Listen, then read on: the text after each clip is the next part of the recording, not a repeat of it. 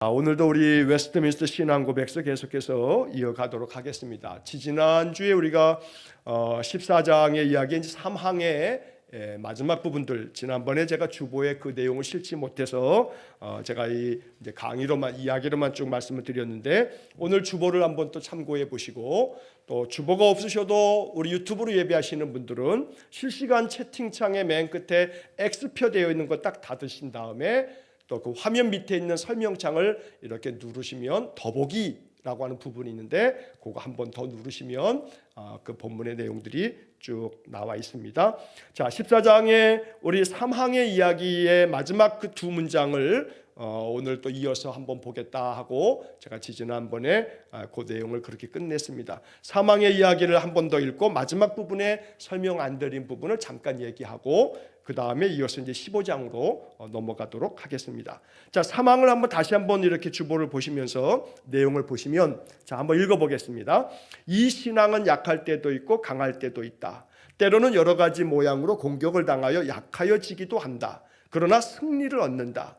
그리스도를 통하여 온전한 확신을 얻는 데 이르기까지 여러 가지 모양으로 장성한다. 그리스도는 우리의 믿음의 조성자시요 완성자시다.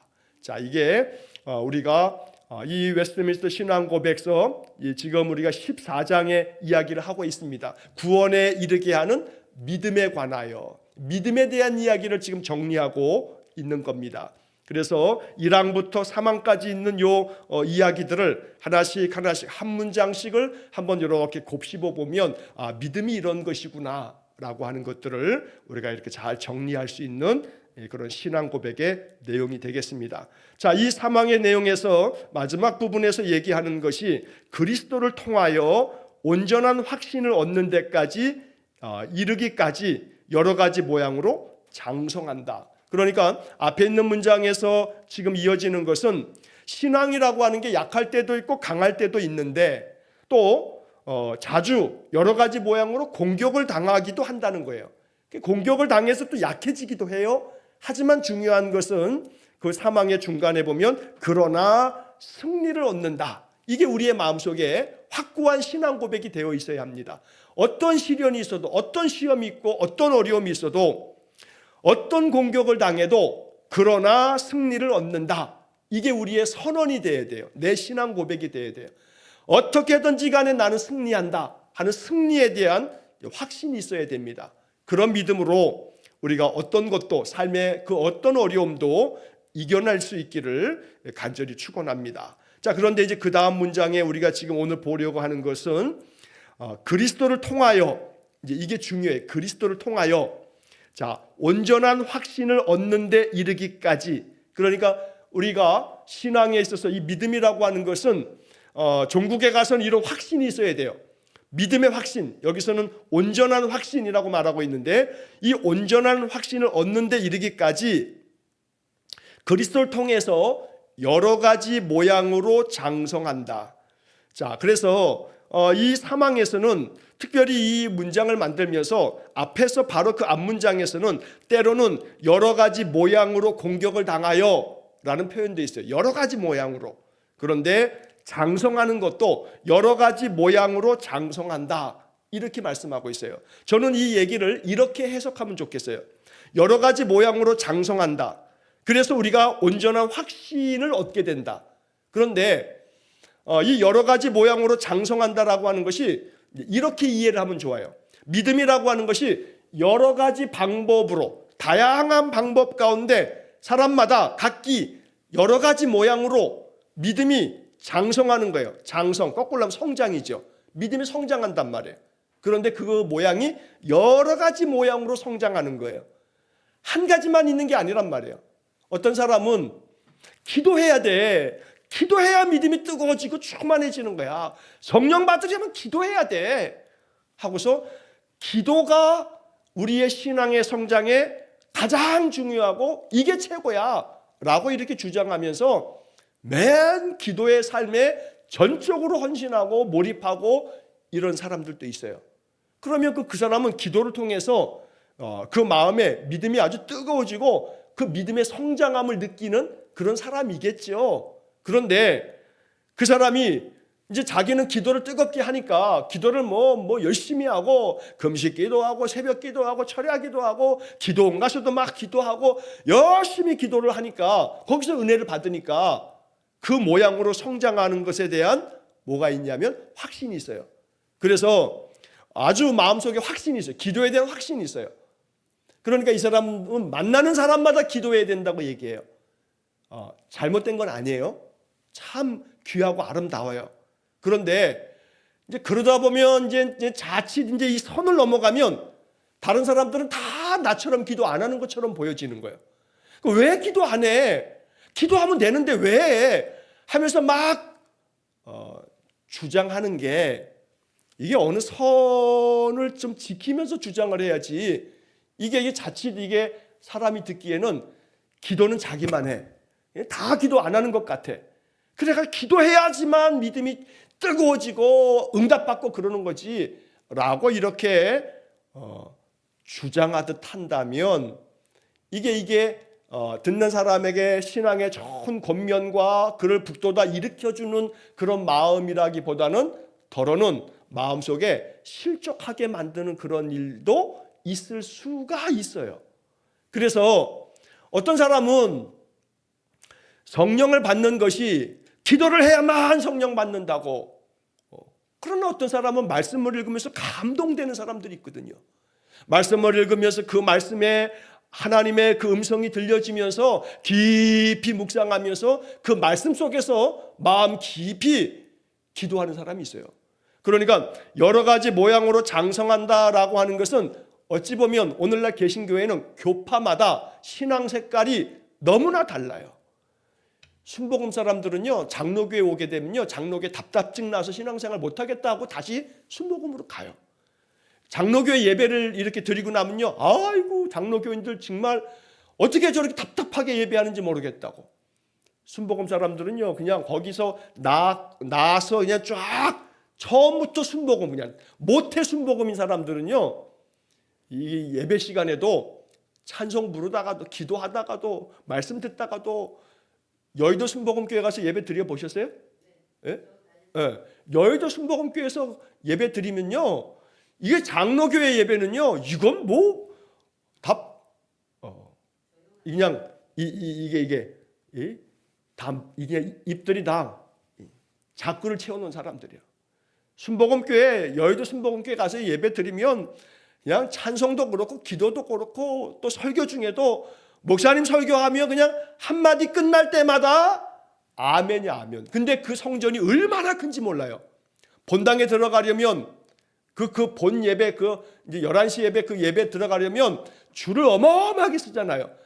그 시간 안에 이제 거기 안에 본당에서 예배 드리려고. 그렇지 않으면 예배 본당 말고 그 부속 건물들이 그 여의도에 무지하게 많거든요. 다 거기 가서 이제 화면 보고 예배 드려야 되기 때문에 어떻게든지 간에 일찌감치 와가지고 본당에 들어가려고 그 앞에 예배 끝나자마자 막 우르르 막 들어가거든요. 들어가서 그 큰 성전에서 그냥 아멘은 나 혼자 해, 아멘은. 그래서 목사님은 그냥 한마디 한마디 떨어지기가 무섭게 떨어지기도 전에 그냥 아멘이야, 아멘. 그런 사람들이 장로교회에 와서 예배를 드리면요, 이게 습관이 있어가지고 목사님 설교만 하면 무조건 아멘 아멘 하고서 막 소리를 막 쳐. 장로교인들은요, 그리고 나면 예배 끝나고 나면 그 사람들 핀잔 줘요. 그리고 막 뭐라고 그러기도 해. 제가 불광동에서 어떤 분이 순복음에서 이렇게 신앙생활을 했다가 이제 이 동네가 가까운데 이사가 와가지고, 그래서 이제 그래도 이제 큰 교회니까 이제 와서 이렇게 이제 세교 등록도 하고 그 신앙생활을 했는데, 이 사람 얼마 가지 못하고 저한테, 제가 교구 목사고 세교 담당이었는데, 목사님 죄송합니다, 저 순복음으로 갈래요. 그래서 왜 그러냐고, 뭔 일이 있었냐고 물어봤더니 이분이 이 시험에 들었어. 상처를 받아서. 이분은 뜨거운 마음에 목사님 설교를 들을 때마다 어느 날부터 그냥 설교 중에도 누가 그냥 2층에서 아멘 아멘 막 그러는 거예요. 그분은 100% 순복음이죠. 근데 그 순복음 교인의 그 말씀을 향한 그 열정의 그 마음에서 그 나오는 것들을 장로교인들이 은혜로 받으면서 잠잠히 그분은 그분 나름대로의 여러 가지 모양으로 장성하고 있잖아요. 지금 여러 가지 모양으로 장성한다 그런단 말이에요. 그러면 그 장성하고 있는 사람 잘 크라고, 잘 성장하라고 축복하면 얼마나 좋아요. 당신 때문에 이 말씀에 집중을 못하겠다고, 당신 때문에 그냥 막 그런다는 소리를 아마 몇 사람들한테 들었던 모양이에요. 그래서 그게 마음에 아주 큰 시험에 들어가지고요, 다시 순복음으로 갔어요. 자, 여러 가지 모양으로 장성한데 어떠한 사람들은 또 이런 가운데서 그냥 이렇게 막 솟아나게 되면, 그러니까 장로교인들이 순복음교회 가면요, 요즘에는 순복음이 좀 약한, 순복음이 아니라 아주 순해졌어. 그런데 요즘에는 조금 장로교 같은 느낌이 들어가는 순복음교회도 많지만, 진짜 순복음교회를 가면 장로교인들이 신앙생활하기 어려워요. 장로교인들은 아주 그런 데 가게 되면 너무 집중이 안 돼. 조용한 가운데 이렇게 한 말씀 조용히 이렇게 들어야 이게 마음이 평안하고 이런 것처럼 교인들은 생각해요. 자, 여러 가지 모양으로 사람들의 신앙의 성장은, 어떤 이는 찬송 가운데 너무너무 은혜를 받아서 찬송의 삶이 너무너무 좋아. 이분은 어느 교회 갔을 때 그 교회가 찬양이 넘쳐나는 교회를 가면 그 교회에서 은혜를 너무너무 많이 받아요. 찬양이 없는 예전 중심의 교회, 딱 시작되게 되면 목사님 종 땅땅땅 치고, 그 다음에 그냥 거룩거룩하고 찬송가 그냥 오르간 반주에 맞춰가지고 아주 그냥 정통 찬송만 딱 이제 부르고 이러면 이분은 은혜를 못 받아. 그러면 그 각각에 가지고 있는 사람들의 신앙이 장성한 그 과정에 여러 가지 모양으로 장성한다라고 하는 이 다양함을 이 웨스트민스터 신앙 고백서는 인정하고 있는 거예요. 신앙의 다양함을 인정할 수 있어야 돼요. 순복음은 순복음대로, 또 장로교는 장로교대로, 감리교든 침례교든 성결교든, 사실은 천국에 가면 이 교파라고 하는 게 참 우습기 짝이 없는 건데, 그런데 각각에 가지고 있는 교리나 또 신앙의 고백들의 차이는 있어요. 언젠가 나중에 한번 이제 때가 되게 되면, 나중에 이제 그 교회의 역사를, 교회사를 좀 중요한 것들을 한 몇 주 동안의 특강으로 좀 이렇게 수요일날 한번 정리를 하고 가는 것이 좀 필요할 거는 같아요. 제가 한번 그런 시간들을 한번 마련하려고 생각 중에는 있어요. 그래서 우리는 장로교회인데, 장로교는 뭘, 또 어떤 점에서 장로교회의 어떤 특징이 있는지, 감리교는 감리교대로, 침례교는 침례교대로, 이 교파들의 차이가 뭔지, 이런 것들을 한번 좀 이렇게 내용적으로 잘 정리하는 그런 시간도 한번 있으면 좋겠어요. 자, 여기서는 그리스도를 통하여 온전한 확신을 얻는 데 이르기까지 여러 가지 모양으로 성장하는 거예요. 신앙은 다양한 모양으로 성장한다. 그래서 그런 다양한 성장의 그런 모습들을 우리가 인정하는데, 거기에 가장 중요한 공통점은 그리스도를 통하여 성장하는 거죠.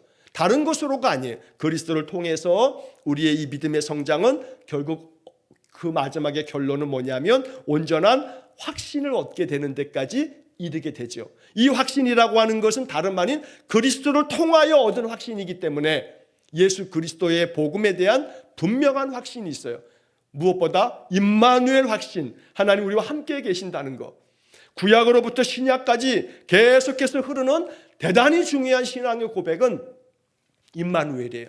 내가 너희를 떠나지 않겠다, 내가 너희를 버리지 않겠다, 내가 너를 기억한다고 말씀하시면서 내가 너와 함께함이라 라고 하는 말씀은 우리의 마음 가운데 확고하게 붙잡아야 할 그런 신앙의 고백이 된다 이 말이죠. 그래서 여기서는 여러 가지 모양으로 장성한다라고 하는 이야기를 우리가 기억을 하면서, 그런 점에서 이제 이것을 적용하자면 여러 가지 모양으로 신앙이 장성해 갈 수 있도록 우리의 신앙의 어떤 그런 패턴이라고 할까요? 신앙의 내용들을 다양하게 가져갈 필요가 있겠어요. 그러니까 기도를 통해서도 내 신앙이 성장할 수 있어야 돼요. 기도에 힘을 써야 되겠죠. 또 찬양을 통해서도 내가 신앙이 성장할 수 있도록, 장성할 수 있도록 찬양에 한번 깊이 몰입해 보는 것도 우리의 신앙의 이 성장에 아주 유익하다는 거죠. 그래서 다양한 찬양들을 들으면서 찬양의 가사 속에 깊이 우리가 잠기면서, 찬양을 통해서도 성경의 말씀을 통해서도 성경의 말씀 속에서도 또 우리가 뭐 통독도 하고 또 필사도 하고 또 여러 가지를 또 합니다만, 어쨌든 신앙은 다양한 모양으로 우리에게 확신을 준다라고 하는 것을 우리가 이해하고 인정할 필요가 있겠습니다. 그리고 마지막 문장에서는 그리스도는 우리의 믿음의 조성자시요 완성자시다. 이게 결론인 거죠. 지금 좀 전에 제가 말씀드린 것처럼 이러한 모든 것들의 가장 중심은 그리스도를 통하여 라고 말한 것처럼, 그리스도는 우리 믿음의 조성자시요 완성자시다. 내 믿음을 만들어주시는 분, 내 믿음이 더욱더 장성하고 완성되게 만드시는 분, 그분은 바로 그리스도다. 예수님께서 그렇게 우리의 믿음을 굳건하게 만들어주시기 때문에 항상 기도는 주님, 예수님, 내 믿음의 조성자시고 내 믿음의 완성자이신 주님, 나를 더욱더 굳건하게 차돌 같은 믿음, 반석 같은 믿음 되게 해달라고 늘 기도해야 되겠습니다. 자, 거기 성경에 히브리서 12장 2절이 참고 구절로 마지막에 써 있을 겁니다. 자, 히브리서 12장 9절에 그 유명한 말씀, 믿음의 주여 또 온전하게 하시는 이인 예수를 바라보자. 그는 그 앞에 있는 기쁨을 위하여 십자가를 참으사 부끄러움을 개의치 아니하시더니 하나님 보좌 우편에 앉으셨느니라. 여기 그 앞에 첫 문장이 믿음의 주여 또한 온전하게 하시는 이인 예수를 바라보자. 자, 이 말씀처럼 우리의 신앙의 조성자시며 우리의 신앙의 완성자는 그리스도다. 그래서 바로 믿음의 주여 또 우리를 온전케 하시는 그러한 예수님을 바라보자라고 하는 히브리서 12장 2절 말씀, 이 말씀을 마음 가운데 기억하면서 예수를 바라보는 삶, 이 예수를 바라보는 삶이라고 하는 것이 이게 다른 그 어떤 것보다 예수님 생각을 자주 하는 겁니다. 예수님 생각을 자꾸 마음속에 하는 겁니다. 그래서 예수를 바라봄이라고 하는 것이, 이게 바라본다는 게 결국은 우리가 예수님이 육신의 모양으로 지금 우리 눈앞에 계신 것이 아니기 때문에 영적으로 예수님을 바라본다 하면 예수님 생각을 자주 하는 겁니다. 그래서 성경을 읽고 찬송도 부르고 순간순간 마음에 기도하면서 주님 하고 주님의 이름을 부르면서 내 마음속에 주님을 생각하는 겁니다. 그래서 일하다가도 주님 감사합니다, 주님 감사합니다, 계속해서 이것이 입에서 그냥 붙어있는, 그냥 입에 내 입에 항상 붙어있는 그런 후렴이 된다면 주님 감사합니다, 지금도 감사합니다, 끊임없이 주님을 생각하는 그 마음과 고백은 예수를 바라봄이 되고, 그러면서 우리의 마음 가운데 주님 주시는 성령의 은혜가 있습니다. 그래서 꼭 우리 안에 주님의 이름을 끊임없이 부르는 그런 삶이 되기를 간절히 축복합니다. 자, 가톨릭 신자들은 말이에요, 이 묵주 기도를 하죠. 그래서 그들은 반지도 묵주 반지를 끼고 이렇게 다니기도 하죠. 그래서 이게 손에 이게 딱 걸려 있으니까, 그래서 항상 이 반지, 묵주 반지를 하나씩 한 칸씩 이렇게 옮기면서 주의 기도를 드리기도 하고, 또 성모송의 그런 고백적인 그런 한마디 문장에 찬양을 올리기도 하고 이제 이런단 말이죠. 그래서 이 묵주 기도가 가지고 있는 이 가톨릭 신자들의 영적 수련의 방법, 그러니까 이것이 옳으냐 그르냐의 문제가 아니고 내 마음속에 예수를 바라보는 마음에 하나의 어떤 방편으로 이거를 도구 삼아서 자꾸 생각하게 만드는 도구가 있다는 거죠. 그래서 그것이 개신교적인 영성이 우리가 그것을 수용하고 받아들이고 뭐 그러진 않습니다만, 내 안에 자꾸 예수를 생각할 수 있는 장치가 있으면 좋겠다는 거예요.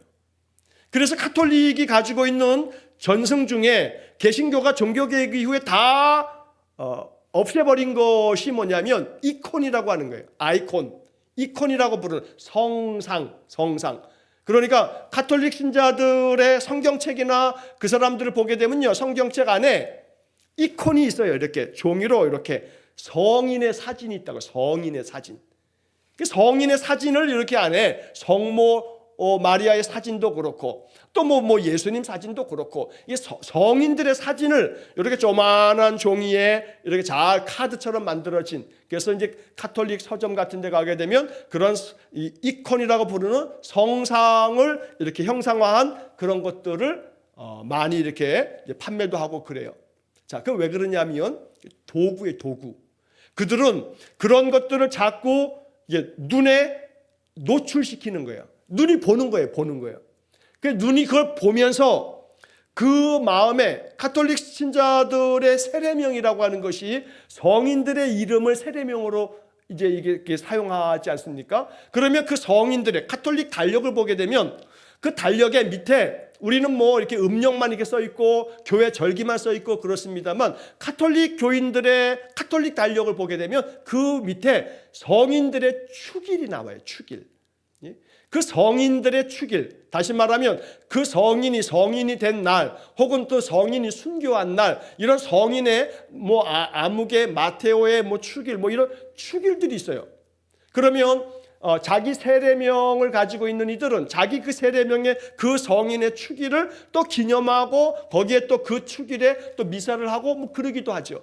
자, 이렇게 그들은 그들의 그 시각적인 그 눈의 장치에 이런 것들을 보게끔 함으로써 목적은 뭐냐면 생각나게 하는 거예요. 생각나게 하는 거.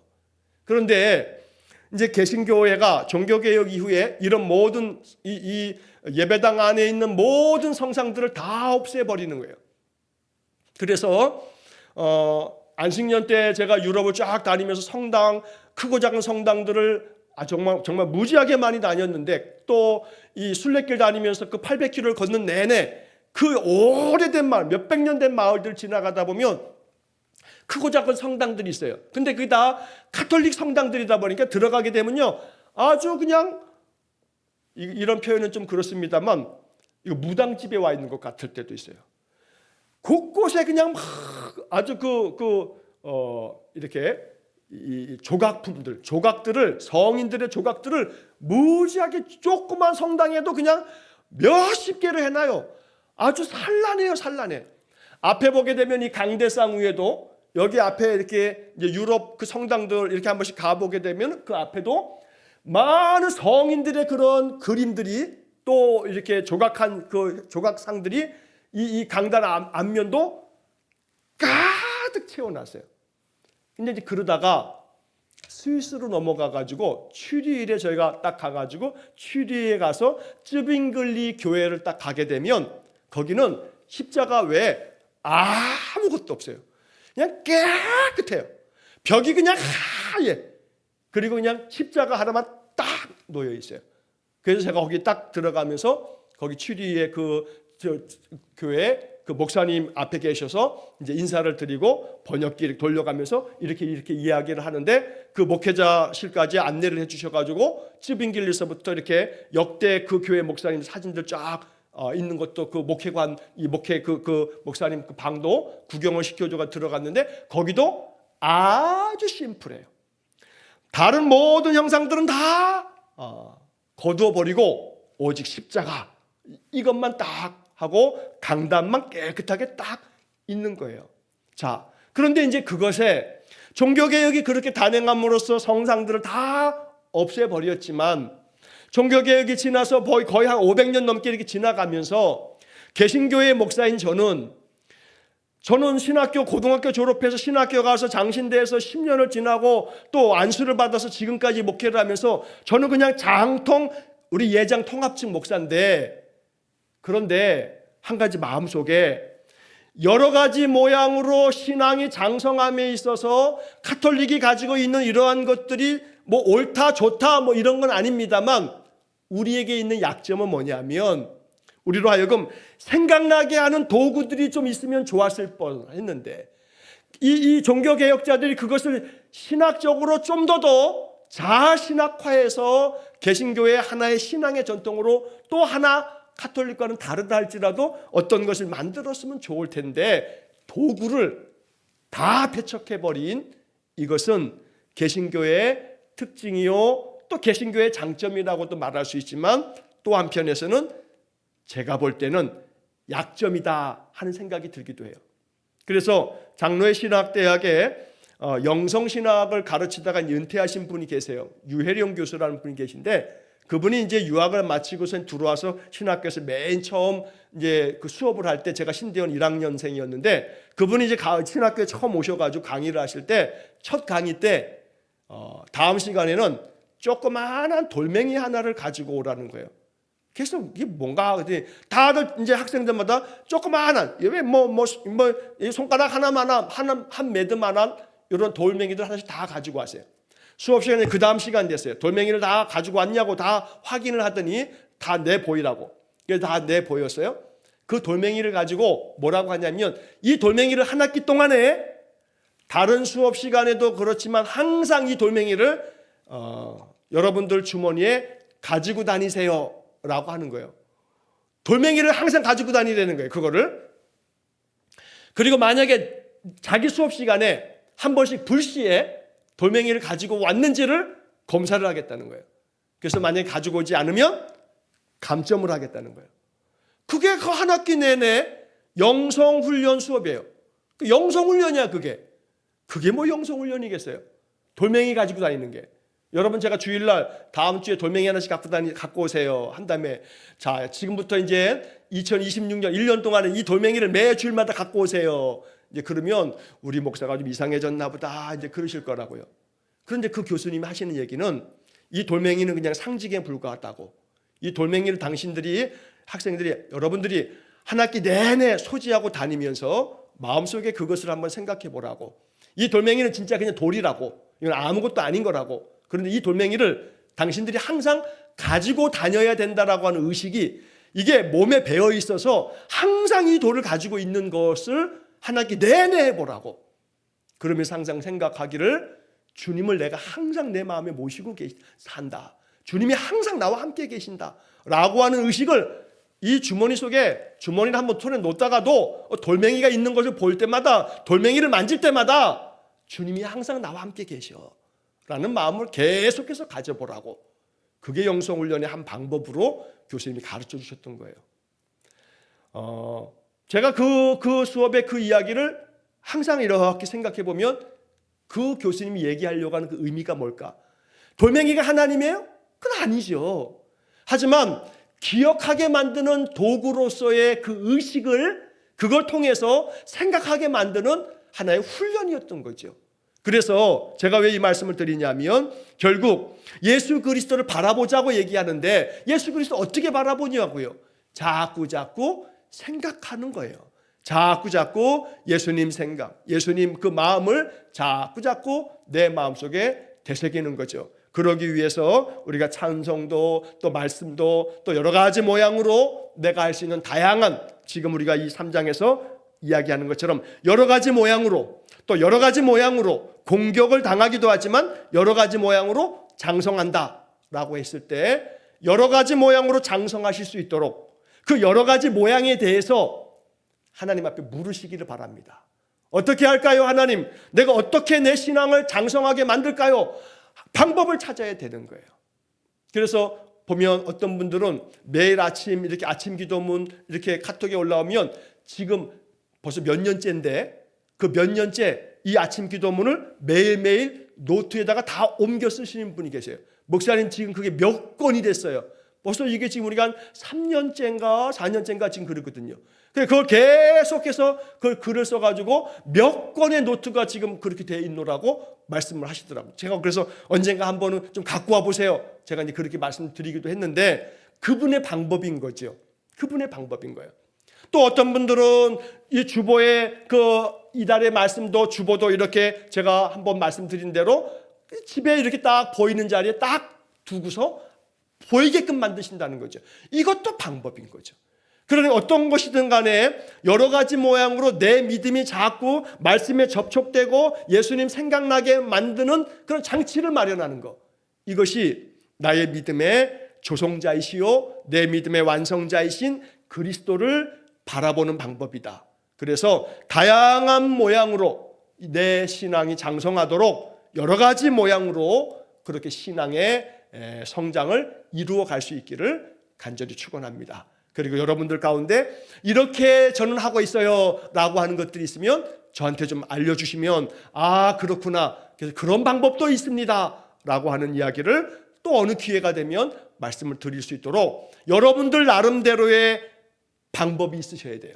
내 믿음이 예수를 바라보는 방법, 여러 가지 모양으로 신앙이, 믿음이 장성하는 건데, 예수를 바라보자 했을 때 나는 어떤 방법으로 예수님을 바라보고 있는지, 이렇게 여러분들이 기도하면서 하나님께서 성령의 감동으로 내 마음 가운데 성령께서 내게 주시는 말씀이 있어요. 내게 주시는 방법이 있다고요. 그래서 그 나만의 방법을 여러분들이 그렇게 신앙생활 속에서 이루어 가시면서 목사에게도 좀 알려주셔서 신앙생활에 다른 분들과 함께 나눌 수 있도록 우리가 여러 가지 모양으로 우리의 신앙의 장성함을 위해서 그렇게 신앙의 여러 방법을 또 사용하실 수 있기를 간절히 축원합니다. 자, 그 다음에 이제 그 주보 밑에 보시면 15장으로 넘어가시면 15장의 이제 일항의 이야기까지를 오늘 좀 보고 싶은데, 자, 15장의 이 생명에 이르는 회개에 관하여, 자, 이제 믿음에 관하여가 이제 14장이었고, 그 다음에 이제 15장은 회개에 관한 겁니다. 그런데 그 앞에 그 제목에 붙어 있는 그 부연 설명이 생명에 이르는 회개에 관하여라고 돼 있어요. 이게 괜히 그냥 붙여놓은 게 아니에요. 생명에 이르는 회개에 관하여, 이게 웨스트민스터 신앙 고백을 만들 때 이렇게 표현을 붙여놓은 거예요. 그래서 1600년대 이 신앙 고백을 만든 이 신앙의 우리 선배들은 회개를 얘기할 때 회개는 생명에 이르는 회개다라고 얘기하고 있어요. 그러니까 회개를 생명과 연관을 짓고 있다는 거예요. 이게 특이한 점이에요. 우리가 이 웨스트민스터 신앙 고백서를 통해서 회개가 생명과 연결되어 있다라고 하는 점을 발견하셔야 돼요. 그러니까 회개는 단순히 내가 죄가 있어서 내 죄를 고백하는 이러한 나의 죄를 회개한다, 아이고 내가 죄가 많지, 뭐 이렇게 죄를 회개하는 거, 이것만으로만 여기지 마시고, 그런 내용인데 여기에 중요한 포인트는 뭐냐면 회개를 통해서 어떤 역사가 이루어지느냐가 초점인 거죠. 그러니까 회개는 생명에 이르는 회개다라고 하는 것이 웨스트민스터 신앙 고백서가 가르쳐주는 중요한 가르침이라는 겁니다. 여기서 우리가 이게 살아있는 거, 목숨을 얘기하는 게 아니라 생명을 말하고 있는 거예요. 그래서 단순히 이게 숨이 붙어 있는 목숨, 그냥 이렇게 살아있는 이 목숨을 얘기하는 것이 아니라 마태복음, 요한복음 10장에서도 예수님 말씀하신 것처럼 생명에 대한 이야기, 양으로 생명을 얻게 하고 더 얻게 하시려고 주님께서 목자로 오셨다라고 하는 이 생명의 이야기. 그래서 회개는 생명에 이르는 회개다라고 하는 얘기를 이 15장에서 강조하고 있다는 것을 우리가 먼저 좀 생각하면서 내용을 좀 보겠습니다. 자, 1항을 보시게 되면 1항의 첫 문장이 그렇게 시작되고 있어요. 생명에 이르게 하는 회개는 복음의 은혜이다. 자, 이게 첫 문장이에요. 복음의 은혜다. 그런데 그 복음의 은혜, 이거는 회개가 복음의 은혜다라고 이렇게 문장을 딱 써놨어요. 굉장히 단순한 이 한 문장이지만 여기에는 함축하고 있는 의미가 너무나 많은 거죠. 회개를 통해서 우리는 은혜를 얻게 돼요. 그 회개가 결국 은혜를 얻는 길이라고 아주 그냥 단순하면서도 명확하게 얘기하는 거예요. 은혜 받으려면 뭐 하라는 거예요? 회개하라는 거예요. 은혜 받으려면 회개하라는 거예요. 제가 이 15장을 이게 쭉 이제 살펴보고 이 웨스트민스터 신앙고백서 이 강의를 하기 위해서 제가 웨스트민스터 신앙고백서에 관한 신학자들의 책을 한 5-6권을 제가 같이 이렇게 쭉 읽어가면서 이걸 어떻게 해석하고 있는가라고 하는 것들을 보면서 그 내용들을 이렇게 살피고 정리를 하고, 그래서 제가 이게 또 해석을 해서 이제 이야기를 하고 있는데, 이 첫 번째 문장이 너무나 이 함축적이면서도 너무나 위대한 고백이기도 해요. 그러면서 이 15장을 제가 쭉 이 여러 가지 이 관련된 서적들을 읽으면서 마음속에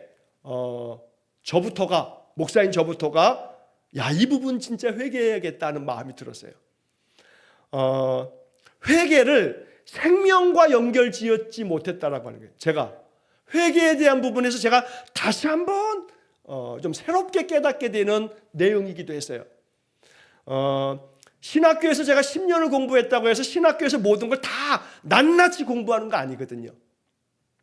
웨스트민스터 신앙 고백서에 대한 것도 신학교에서 교리사를 공부하면서 다루기를 하지만 이걸 한 학기 내내 여기 모든 내용들을 하나씩 다 이거 해석하면서 공부하는 건 아니거든요. 신학교는 방법론을 배우는 게 신학교거든요. 이 공부할 수 있는 방법론을 배우는 거기 때문에 이게 신학교에서 다 연구하지 못한 그런 내용들이 많이 있어요.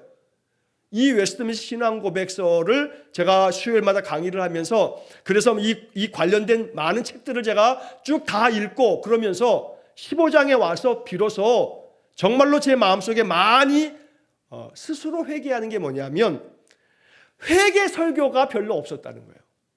회개 설교가. 그래서 제가 이 15장을 이제 6강까지 있어서 이걸 이제 몇 주 동안에 쭉 할 건데 이걸 다 하고 난 다음에 내년부터는 제 설교가 아마 이제 조금 달라질지 몰라요. 이게 오늘 수요일 날 이렇게 오늘 이제 예배당에 나와서 예배하는 우리 권사님들 또 우리 집사님 또 이제 지금 비대면으로 예배하시는 분들은 요 강의를 이제 들으셔서 아, 목사님이 이 지금 웨스트민스터 신앙고백에서 15장을 하시고 난 다음에 그런 마음의 기도가 있으셨구나 하고 생각하실 거예요. 이제 이 15장을 끝내고 나면 이제 제가 설교 중에 회개 설교를 아마 많이 하게 될 거예요. 이 15장을 하면서 제 마음속에 굉장히 많은 것들을 깨닫게 됐어요. 새로운 마음으로. 이 신앙고백서의 회개는 생명에 이르는 회개라는 거예요. 그렇기 때문에 여기 첫 문장에서 생명에 이르게 하는 회개는 복음의 은혜다. 그래서 은혜 받으려면 뭐 해야 된다고요? 회개해야 되는 거예요. 이 회개는 생명에 이르게 만드는 거예요. 나를 살아있게 만드는 거예요. 숨이 붙어있게 만드는 게 아니라 나를 살아있게 만드는 거라고요. 생명은 활력이 있어야 되고요. 활기가 있어야 돼요. 그 안에 영적인 기운이 있어야 돼요. 기운이 없으면 그거는 목숨이지 생명이 아니에요. 하나님의 영에 감동된 은혜가 있어야 돼요. 그래서 그 은혜로 말미암아 내 마음속에서부터 샘솟는 평안이 있어야 되고요. 기쁨이 있어야 돼요. 기쁨이 없는 삶은요, 그건 목숨이지 생명이 아니라고요. 그런데 그 생명에 이르게 되는 가장 결정적인 신앙의 내용 중에 하나가 뭐냐면 회개라고요. 회개. 그래서 이 회개는 생명에 이르게 하는 거라고 얘기하고 있어요. 우리가 그냥 숨 붙어 있는 그냥 목숨으로 하루하루 연명하는 목숨의 삶이 아니고 생명의 삶이 되어서 소망으로 가득 차고 활기로 가득 차고 내 마음에 감사로 가득 차고 내 마음에 은혜가 마음속에 평강을 만들어주는 그런 삶이라면 그 사람은 생명을 살고 있는 거예요. 목숨으로 사는 게 아니고 생명으로 사는 건데 그렇게 되려면 회개가 지름길이에요. 지름길. 생명에 이르게 하는 회개라고요. 그러므로 회개를 통해서 우리의 삶이 생명이 넘칠 수 있기를 축복합니다. 이것이 복음이 우리에게 주는 은혜라고 얘기를 하고 있어요. 그래서 예수 그리스도의 복음이 뭐냐 하면 세례 요한도 와서 복음을 전할 때 그랬지만 예수님께서 복음서에서 제일 먼저 사역을 시작하면서 뭘 외쳤어요? 회개하라, 천국이 가까이 왔다. 예수님 설교는 회개하라 했어요. 회개하라. 그런데 이 회개하라고 하는 외침이 오늘날 현대 교회 목사들의 설교에서 사라져버린 거예요. 그래서 제가 지금 15장을 이걸 쭉 준비를 하면서 마음속에 저부터도 이거를 왜 이 중요함을 알지 못했나 하는 마음을 갖게 되는 거죠. 예수님이 회개하라, 천국이 가까이 왔다 라고 하는 이 한마디의 외침을 우리 마음속에 깊이 생각해야겠어요.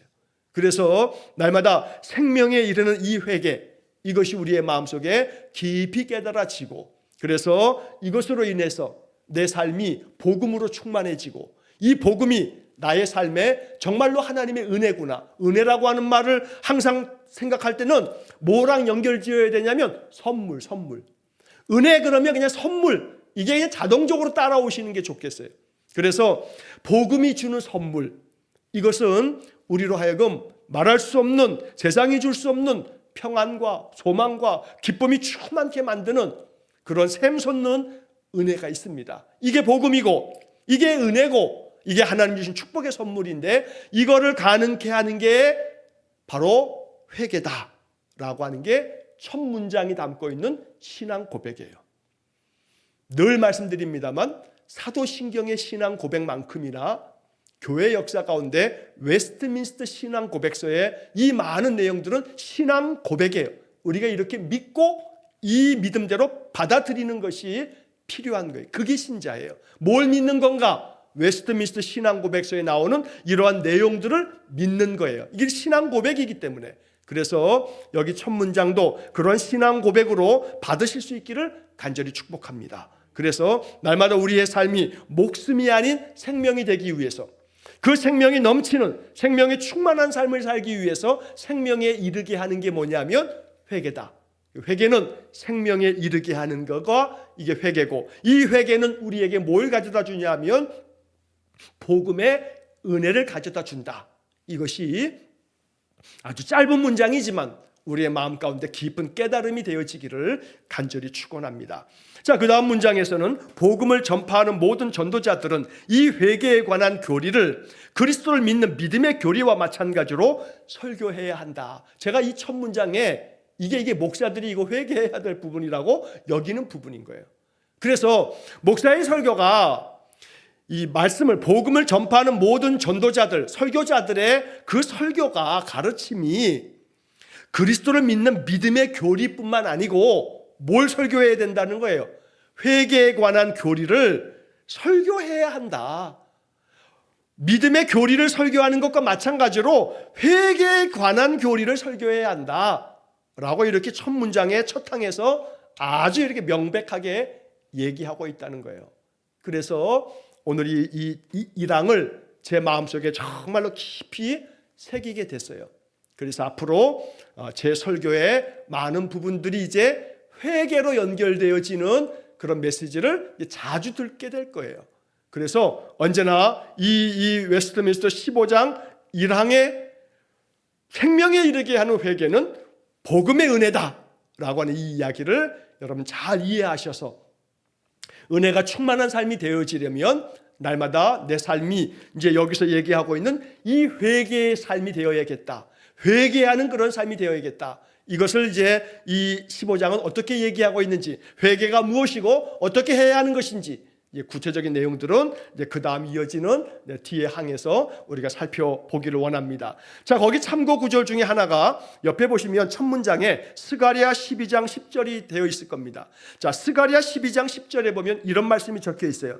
내가 다윗의 집과 예루살렘 주민에게 은총과 간구하는 심령을 부어주리니 그들이 그 찌른 바 그를 바라보고 그를 위하여 애통하기를 독자를 위하여 애통하듯 하며 그를 위하여 통곡하기를 장자를 위하여 통곡하듯 하리로다. 이런 얘기가 나와요. 자, 스가랴 선지자는 많은 환상으로 하나님의 말씀을 예언했던 선지자인데 이 스가랴서의 12장 10절의 말씀에서 개역개정 성경에서는 은총과 간구하는 심령을 부어주리니, 하나님께서 다윗의 집과 예루살렘 주민에게, 즉 이스라엘 백성들에게, 남유다 백성들에게 하나님이 은총과 간구하는 심령을 부어주겠다, 이렇게 말씀한 거예요. 그런데 은총과 간구하는 심령이라고 개역개정 성경은 되어 있는데 세번역 성경은 이걸 어떻게 번역하냐면 은총과 이거는 은혜를 구하는 영과, 그 다음에 간구하는 심령, 이건 뭐라고 되어 있냐면 용서를 비는 영을 부어주겠다. 이 세번역 성경의 번역이 이 원문에 대한 굉장히 의미를 잘 살린 그런 번역이 되고 있다는 거예요. 그래서 하나님께서 그 백성들에게 은혜를 구하는 영과 용서를 비는 영을 부어주겠다. 이 용서를 비는 영, 이게 뭐예요? 회개하는 영을 부어주겠다는 거죠.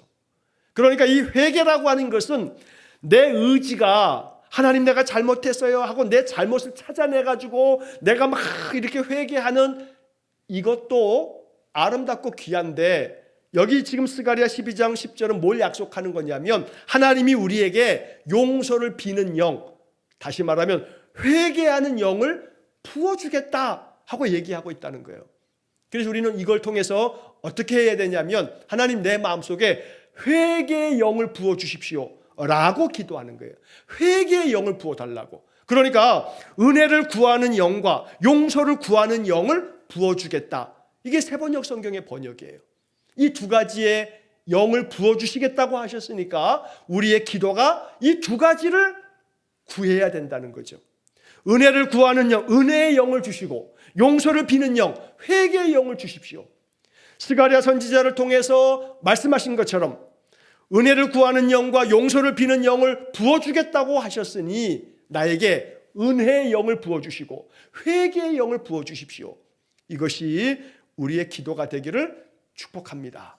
그래서 내 안에 회개의 영이 충만해지면 이제 우리가 그 다음 2항에서 뒤에 쭉 그런 내용들이 구체적으로 회개의 영이 부어졌을 때 우리 안에 어떻게 되어지는가에 대한 이야기를 다음 주 2항에 그 다음에 이제 그 내용이 구체적으로 나오게 될 겁니다. 자, 성경 한 구절만 좀 더 보겠습니다. 옆에 보시면 사도행전 11장 18절이 제시되어 있습니다. 자, 이 사도행전 11장 18절을 보시면 이렇게 성경이 되어 있습니다. 그들이 이 말을 듣고 잠잠하여 하나님께 영광을 돌려 이르되 그러면 하나님께서 이방인에게도 생명 얻는 회개를 주셨도다 하니라.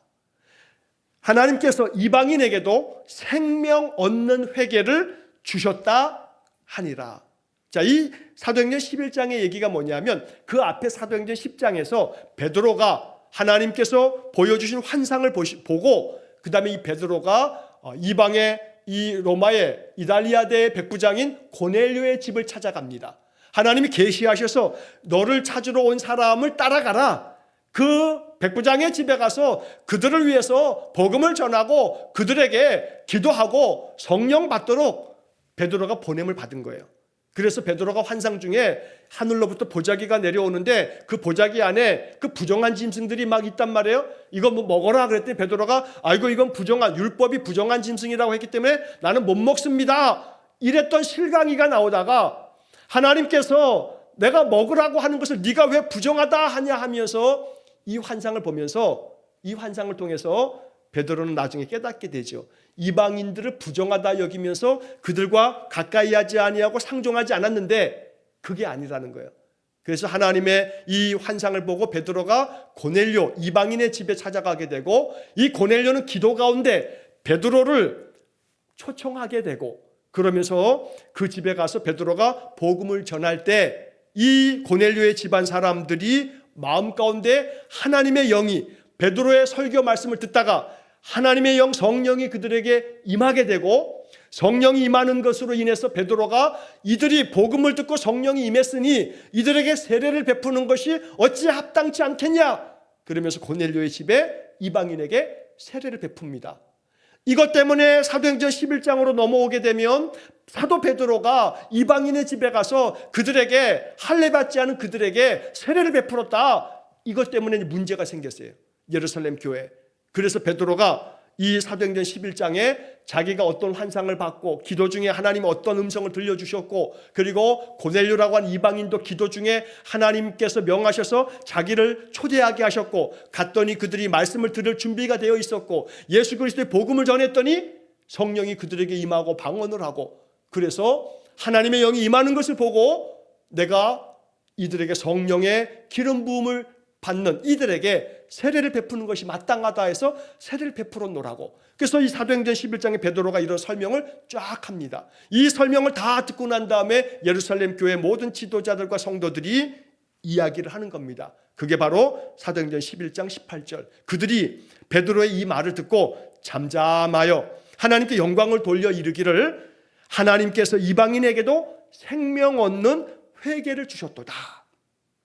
이렇게 고백하면서 이방인들에게 복음을 전하는 것이 이제 공식적으로 허락되어지는 얘기가 사도행전 11장의 얘기입니다. 여기서 중요한 것이 회개를 언급하면서 생명 얻는 회개라고 이렇게 말한 겁니다. 요것 때문에 요 구절 때문에 웨스트민스터 신앙 고백서를 만들었던 신학자와 목회자들이 이 회개를 정리하면서 이 사도행전 11장 18절에 생명 얻는 회개 이것을 이렇게 신학적으로 해석해 놓은 겁니다. 생명에 이르게 하는 회개는 복음의 은혜이다 라는 문장을 만들게 된 겁니다. 이게 굉장히 중요하고 아주 위대한 신앙 고백입니다. 그래서 이 고백을 마음에 품으시고 우리가 회개에 대한 이 주제를 다시 한번 더 깊이 생각하고 그래서 이 회개를 어찌해야 하는가의 문제는 이제 다음 주에 2항, 3항, 6항까지 우리가 쭉 길게 살펴볼 텐데, 무엇보다 내 삶이 생명이 넘치는 삶이 되려면 회개가 지름길이다 라고 하는 이 한 가지만 오늘 좀 정리하시고, 이것이 하나님께서 우리에게 주시는 복음의 은혜다, 이것이 하나님 주시는 이 복된 선물이다 라고 이렇게 이해하셔서, 회개가 복된 선물이다, 복음의 은혜, 아주 축복된 선물이다 라고 하는 것을 마음속에 꼭 간직하셔서, 회개라고 하는 주제가 자꾸 너무나 막 죄를 자꾸 막 이렇게 끄집어내서 얘기하는 이 불편한 어떤 종류의 것으로 이해하지 마시고, 회개는 생명에 이르는 회개요, 이것은 복음의 은혜다 라고 하는 신앙 고백을 잘 이해하셔서 우리가 회개를 통해서 복음의 선물을 늘 누리며 사는 그런 은혜가 있기를 주의 이름으로 간절히 축원합니다. 기도하시겠습니다. 자비로우신 아버지 하나님, 우리의 믿음이 여러 가지 모양으로 장성하기를 원합니다.